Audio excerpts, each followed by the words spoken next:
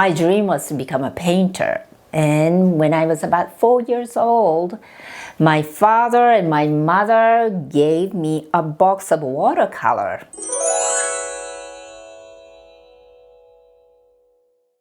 It was always very natural to make art and, just dreaming about stories that I read and then recreating the scene by drawing or cutting out paper.